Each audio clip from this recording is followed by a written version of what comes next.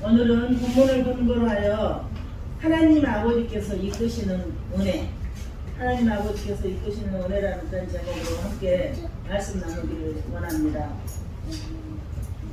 요한복음 6장은 그 예수님께서 6월절에 어린 양이 되셔서 그 죽어야 할 자들을 대신하고 죽어야 할 자들을 대표하여 죽으시고 그 부활하신 예수 그리스도라는 그 생명의 떡에 관한 이야기예요. 계속 생명에 관한 떡에 관한 이야기.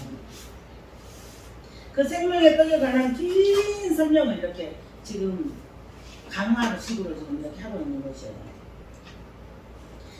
그래서 그 이 세상에서 살아가는데 필요한 그 생존의 떡을 구하는 그들에게 우리 예수님께서는 그렇게 많은 무리들이 생존의 그 떡을 구하러 왔을 때 오병이의 기적으로 보여주시고 무리를 걷는 그 예수님의 모습을 보여주시는데 그것이 시청각 자료라고 그래요. 시청각 자료.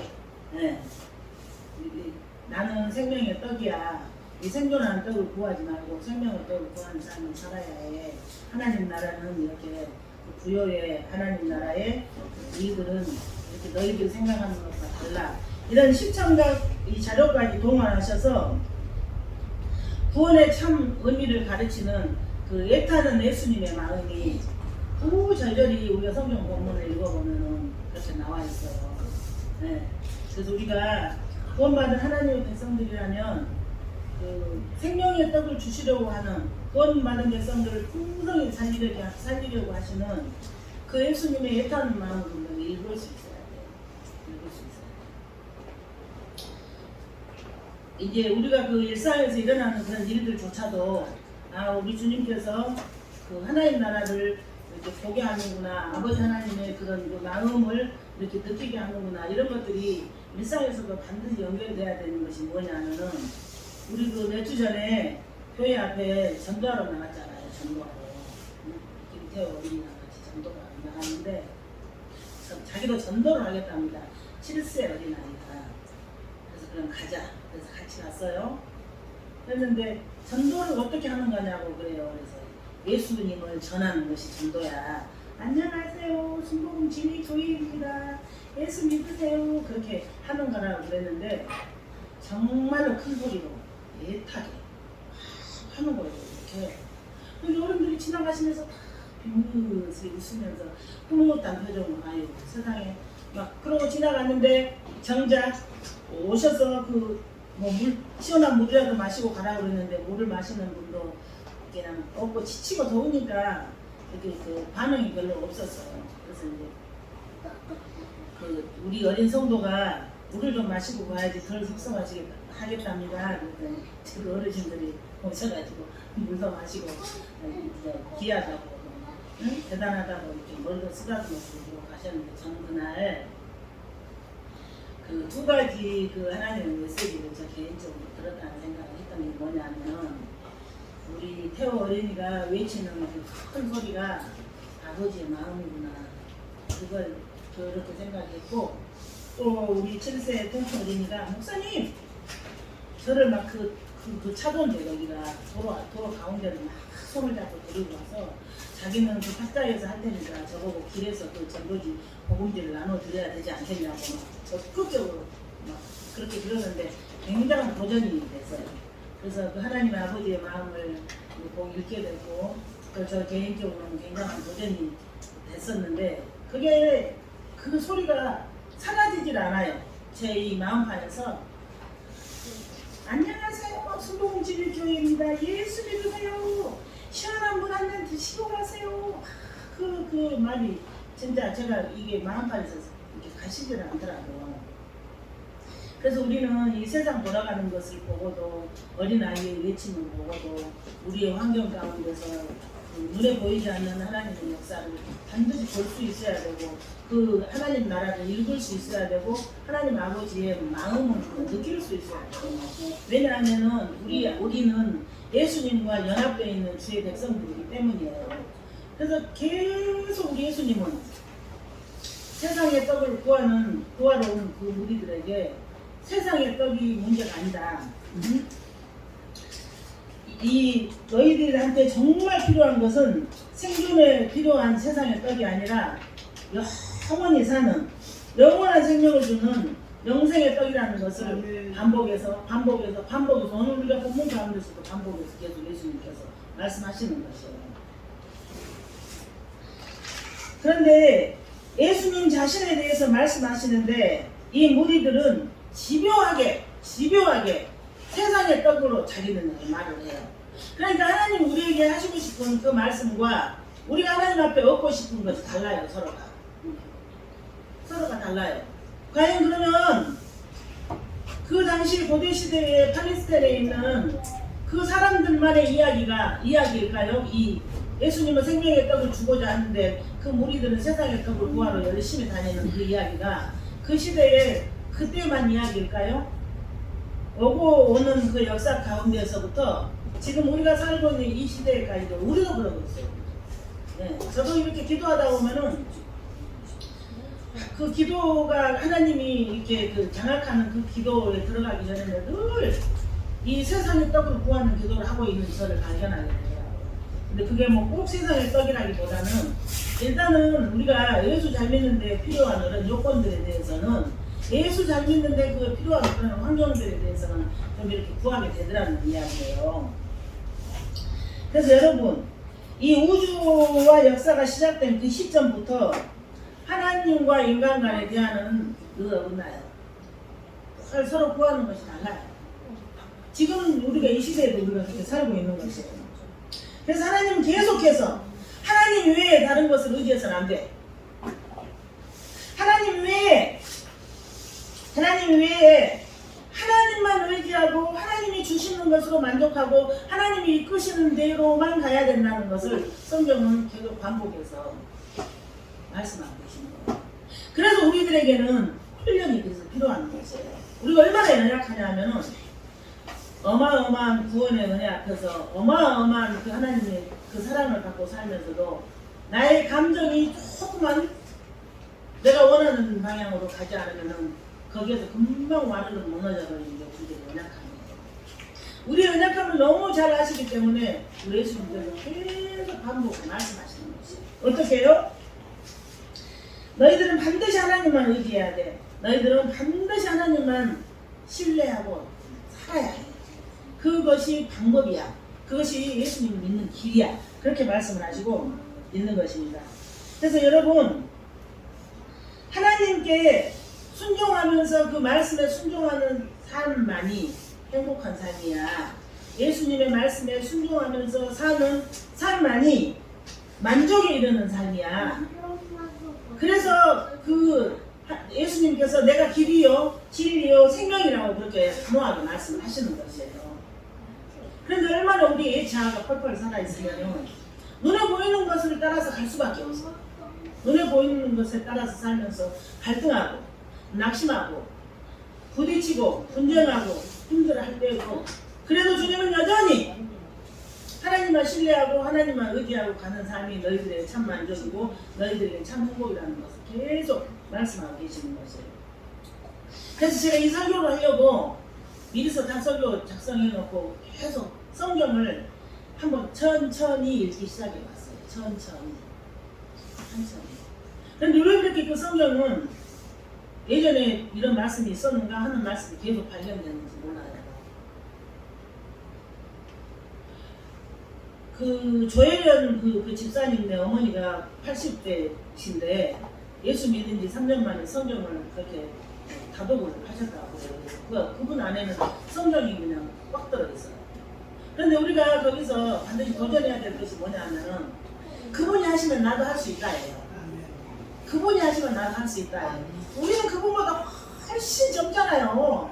가능성이 무궁무진해요. 그래서 그 말씀을 읽어서 말씀을 통해서 우리 주님을 따라가는 그 삶을 살으라고 계속 성경은 그렇게 기록하고 있는 것이에요. 여러분 예수님께 순종하는 삶만이 진짜 행복이고 만족에 이르는 길이라고 역사를 통해서 반복해서 말씀하시고 계십니다. 역사를 통해서. 네. 근데 그거 들으면은 그 우리가 영이 살찌는 것이고 영이 성장하는 것인데 우리 육신은 그 말씀 읽기 쉽지 않아요. 우리 육신은요 기도하기 쉽지 않아요. 네. 그래서 그걸 쳐서 복종시키는 거, 내 자신을 쳐서 복종시키는 거, 내 그 옛사람과 피 흘리기까지 싸워 이기는 것이 어쩌면 우리가 이 땅 가운데 살고 있는 가장 큰 숙제인 것 같아요. 그럼에도 불구하고 그게 되었나요? 잘 안 돼요.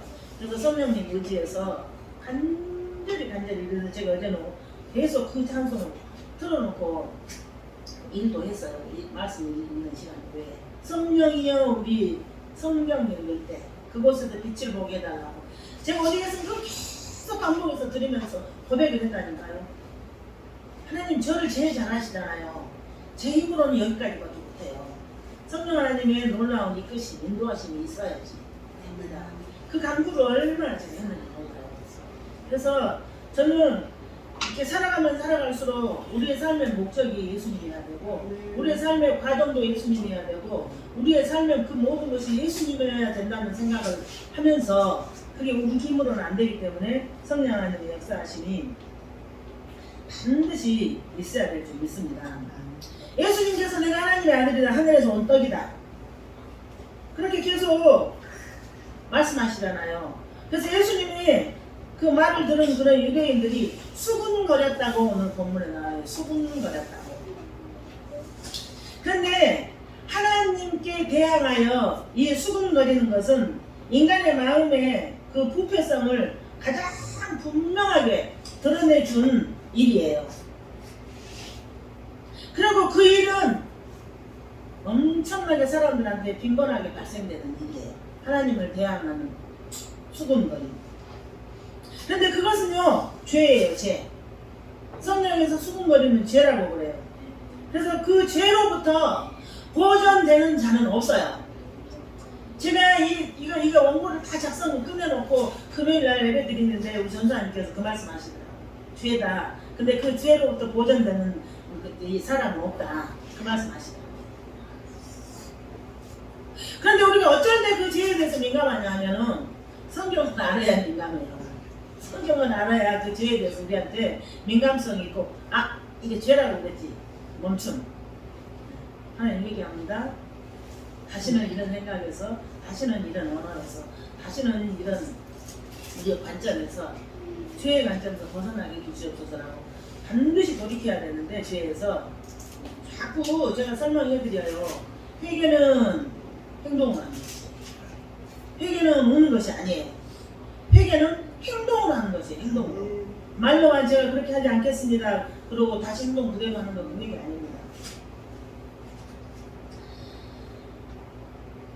그들은 하늘에서 내려온 떡에 관한 주림이 없었어요. 주림이. 하늘에서 내려온 떡, 그 예수님에 대한 주림이 없었어요. 주림이. 이것이 문제예요. 이것이. 그래서 인간은 구세주에 대한 절실한 필요를 느끼지를 못해요. 왜요? 눈에 보이는 대로 살기.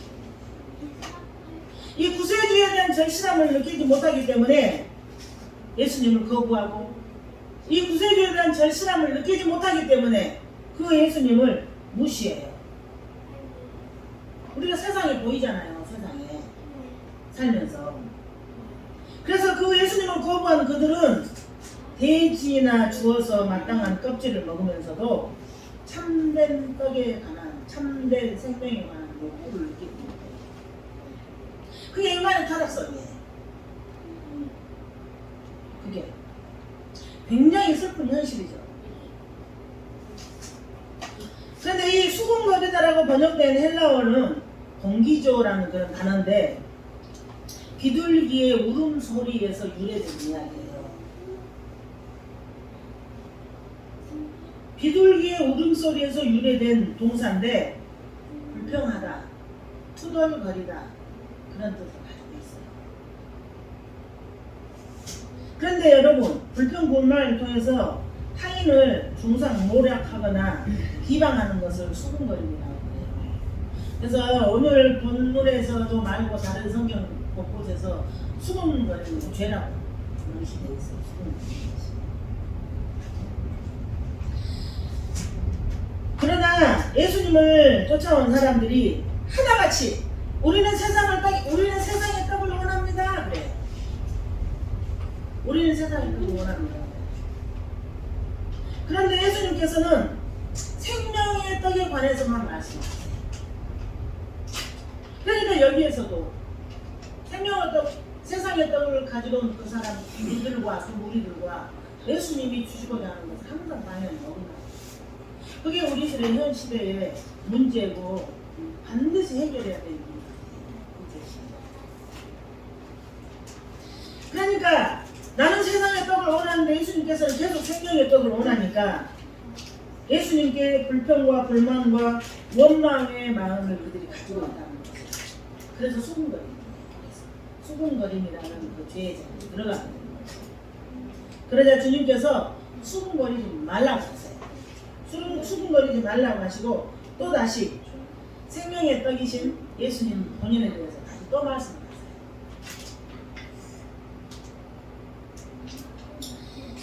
44절에 보니까 믿음은 하나님께서 이끌어 주님께로 인도한 자들에게만 주어지는 선물이라고 해요. 선물. 하나님께서 이끄는 자들. 그러니까 나를 보내신 아버지께서 이끌지 아니하시면 그 본문에 나와 있는 그 이끌다라는 이야기가 뭐냐면은 이 이끌다라는 단어는 헬라어로 헬피오라는 단어예요. 그런데 그 단어가 어떤 의미냐면은 어부가 그물을 던져서 물고기를 가득 잡아서 끌어올릴 때 그 의미예요. 그 이끌다는 것이. 그러면 그물에 걸린 그 물고기는 빠져나갈 수 있습니까? 못 빠져나가요. 못 빠져나가요. 왜 이런 단어를 썼을까요? 왜 이런 단어를 썼을까요? 이 단어는 바울과 실라가 빌립보 그 강원들에게 끌려나갈 때도 같은 단어를 썼어요. 그러니까 이 바울과 실라가 자신들의 의지가 아닌 타의에 의해서 끌려갈 때도 지금 이 공기조라는 단어를 썼다는 것이에요. 그런데 여러분 요한복음 21장에도 보면은 제자들이 예수님의 말씀대로 그물을 배 오른편에 던졌을 때 물고기가 너무 많이 잡혀갖고 이렇게 끌어올릴 때도 이 공기조라는 단어를 썼어요. 굉장히 의미가 있는 거예요. 그러니까 여러분 물고기 스스로가 가판 위로 우르르 올 수 있나요? 물고기가 자기네는 스스로 가판 위로 우르르 올라와서 날 잡으세요 할 수 있을까요? 안 되는 이야기예요. 여기까지는. 그러니까 인간들은 이렇게 이 물고기가 스스로 가판에 올라올 수 없듯이 우리의 구원은 그렇게 그물에 물고기를 잡아서 그물로 끌어올리는 것처럼 하나님께서 이끄심에 의해서만 이루어진다는 것을 오늘 공기조라는 그 단어는 의미하고 있어요. 하나님께서 이끄신 자들만이 구원받을 수 있다는 거예요. 이게 얼마나 귀한 이야기예요. 얼마나 기적적인 이야기예요. 이게 얼마나 감탄한 거예요. 얼마나 감탄한 거예요.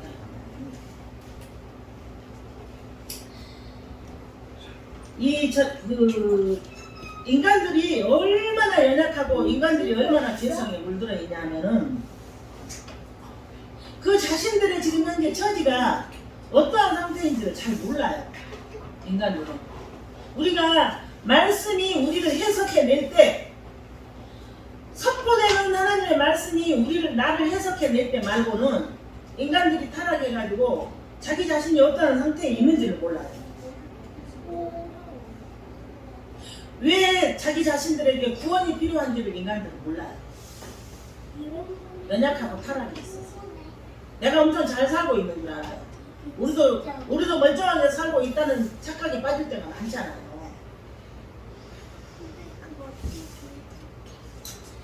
전적인 타락 속에 처한 인간들에게 하나님이 찾아오셔서 택한 그 백성들을 그물로 강제로 끌어올리는 것을 구원이라고 해요. 만세 전에 택한 주의 백성들을 어부가 물고기를 끌어올리는 것처럼 우리를 불가항력적인 그 힘으로 우리를 딱 사로잡아서 너는 내 자녀야 하고 그 물에 끌어올린 물고기처럼 우리를 그렇게 끌어올리는 것이 구원이야. 구원.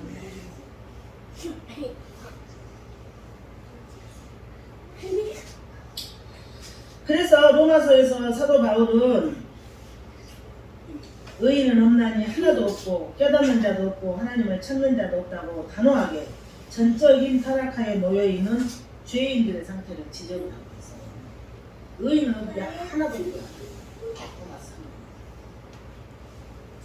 타락한 인간들은 자신의 의지를 발동해서 하나님을 선택할 수가 없어요. 전능하신 하나님, 전지하신 그 하나님께서 만세전에 우리를 택하사 그물에 끌어올려진 그런 상태로 우리를 이끄셔서 구원하시는 것이 우리들이 지금 현재 구원받은 현실이고 우리들이 하나님 나라 백성인 현실이고 우리들이 지금 하나님을 마음껏 찬양하고 목소리를 높여서 그 하나님을 찬양하고 경배하는 우리들의 현실이에요. 그러니까 이 사실은 10번 들어도 100번 들어도 1000번 들어도 10,000번 들어도 행복하고 즐거운 것이에요. 네? 오늘 우리가 막 찬양하면서 찬양 중간중간에 인도하시면서 아멘 아멘 그렇게 그러는 것처럼 우리가 아무리 생각해도 이것은 인간의 상식으로 이해가 되지 않는 이야기예요. 천지를 창조하신 하나님이 우리 인생 가운데 불가항력적으로 들어오셔서 어부가 물고기를 잡아서 그물에다 가득 담아서 끌어올리는 것처럼 우리를 그렇게 이끌어서 구원을 했다는 이야기가 얼마나 그래서 복음이라고 그러는 것이에요. 이 기쁜 소식, 이 감사한 소식, 이 귀한 일, 이 기적적인 사건을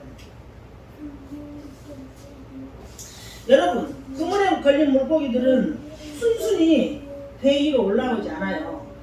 얼마나 그 그물 가운데서 퍼덕퍼덕거리면서 저항을 합니까? 곱게 올라옵니까? 그러지 않아요. 사투를 벌여요. 자기네들이 마음껏 바다에 헤엄치고 돌아다녔는데 그 그물에 꽉 갇혀갖고 막 끌어올려질 때 이 물고기들이 저항을 한다니까요. 그냥 순순히 올라오지 않아요. 구원은 이렇게 하나님으로부터 이끌림입니다. 구원은 이렇게 하나님으로부터 이끌립니다. 우리가 그 복된 자리에 그 귀한 자리에 이 영광의 자리에서 하나님을 아버지라고 부르면서 마음껏 찬양하고 우리 얼마나 찬양할 때 맨날 천국을 맛봅니다. 그래서 여러분 그렇게 하나님으로부터 이끌림을 받은 사람들조차도 그 이끌림을 받은 도중에 다 저항을 해요. 저항을 하게 돼 있어요. 그게 우리들의 예차이기도 하고 그것이 이 인간들의 인본주의이기도 해요. 그렇게 하나님의 이끌림 가운데서도 저항을 하는 것, 그것이 인간들의 타락한 본성입니다. 그게 인간들의 타락한 본성. 그래서 요한은 이 이끌림이라는 단어에 저항을 함유하고 있는 헬키오라는 이 단어를 사용하는 것이에요. 그래서 성경에 어떤 단어 하나라도 그냥 지나쳐 갈 수 없는 것이 이렇게 깊은 의미를 담고 있어요. 나같은 죄인을, 나같이 못난 사람을, 나같이 죄인 중에 괴수를 우리 주님께서 그 어부가 그물에다가 물고기를 잡아서 강제로 끌어올리는 것 같은 그런 하나님의 이끌림 가운데서 구원을 받아서 하나님을 아버지라고 부르면서 함께 하나님 나라 백성으로서 교제를 하고 주의 영광과 그 은혜 가운데서 우리가 보호받고 인도받는다는 것은 날마다 하나님한테 우리가 정말 감사를 제사를 드려야 하는 마땅한 이야기예요. 사도 바울은 하나님의 주권적 사역에 관해서 로마서 8장 30절에 미리 정하신 자들을 미리 부르시고 부르신 그들을 또한 의롭다 하시고 의롭다 하신 그들을 또한 영화롭게 하셨느니라 기록하고 있어요. 그 성경을 반드시 여러분들께서 천천히 떠듬떠듬 읽어야 돼요. 떠듬떠듬. 그래서 이 모든 하나님의 이 의도를 여러분들께서 발견하셔야 돼요. 아 그때 설교에 이거 들었는데 성경이 여기 있네. 그때 그랬다고 그랬지. 그래서 이 우리가 성경을 읽고 그 설교를 잘 들으면 그런 이중적인 효과가 있어요. 말씀이 우리의 영혼을 사로잡고 우리 끌고 가. 45절에 말씀 보면 이사야서 54장 13절의 말씀을 인용했어요. 내 모든 자녀는 여호와의 교훈을 받을 것이니, 예수님께서 이것을 인용하여서 누구든지 하나님의 가르침을 받는 자마다 하나님의 아들인 예수님께 나온다고 기록합니다. 그러니까 제가 계속 설교 중에서 하나님과 예수님은 하나이기 때문에 하나님의 뜻을 이루는 것이 예수님의 사명이고, 우리가 그 안에 있다가 조금 제가 설명을 해드렸잖아요. 이끄심을 받은 자만 하나님의 가르침을 받는다. 하나님의 가르침을 받은 자만 예수님께 나온다. 다 연결고리예요, 연결고리. 그래서 예수님께 듣고 배운 사람만, 하나님께 듣고 배운 사람만 예수님께 나온다. 하나님께 듣고 배운 사람만 예수님께로 나온다는 사실을 기억하시고요. 구원 사역에 있어서 이처럼 하나님의 가르치심은 사람의 귀 기울임에 우선해요. 하나님의 가르침을 일단 듣고 배워야 하니까. 그래서 믿음은 들음에서 나고, 들음은 하나님의 말씀으로 인한다.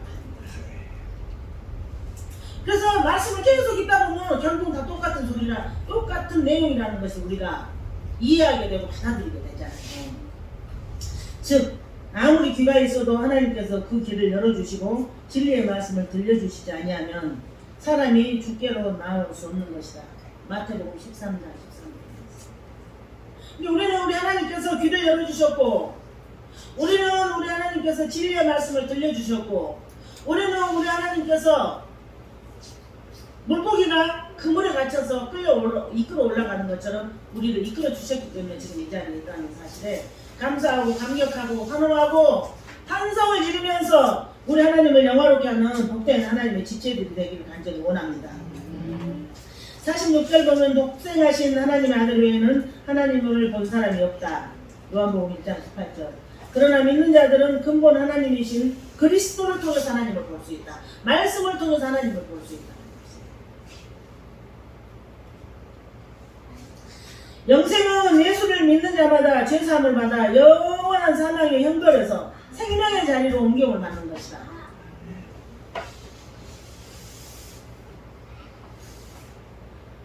여러분, 그리스도의 구속 사역으로 말미암아 확실하게 우리의 구원은, 우리의 신분은 확정입니다. 확정입니다. 우리의 구원은 확실하게 확보된 거예요. 확보. 언제요? 만세 전에. 우리의 구원은 확실히 확보되어 있어요. 언제요? 우리가 죄인 되었을 때. 우리의 구원은 확실히 확보되어 있어요. 언제요? 우리가 하나님과 원수 되었어요. 그게 하나님의 그 큰 사랑이고, 그게 하나님의 섭리고, 그게 우리들의 현실에 맞는 우리 주님의 구원의 시대였어요. 이게 얼마나 감사한 일입니다. 여기에서 생명의 떡이란 사람들의 생명을 살리는 예수님의 역할을 강조합니다. 사람들의 생명을 살리는 예수님의 역할을 강조한 것으로 누구든지 이 떡을 먹지 않고는 영생할 수 없다는 관계성을 강조합니다. 이 떡을 먹어야 산다는 것이에요.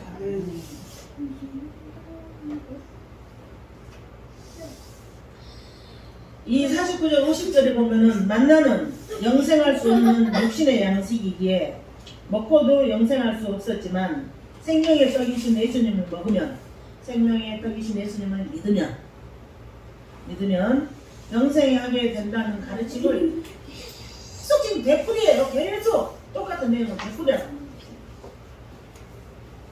51절을 제가 한번 읽어드릴게요. 나는 하늘에서 내려온 살아있는 떡이니 사람이 이 떡을 먹으면 영생하리라. 내가 줄 떡은 곧 세상의 생명을 위한 내 살이니라 하시니라. 그래서 우리가 성찬을 한 달에 한 번씩 예수님의 살과 피를 먹고 마시는 그 생명의 양식을 먹는, 생명의 떡을 먹는 그 성찬을 우리가 사는 것이에요. 그래서 우리가 그 예수님의 살과 피를 먹고 마시는 이 일은 하나님의 백성들에게 특별하게 부여된 특권이에요. 구원받은 주의 백성들에게 누릴 수 있는 하나님의 어마어마한 사랑과 영광과 축복.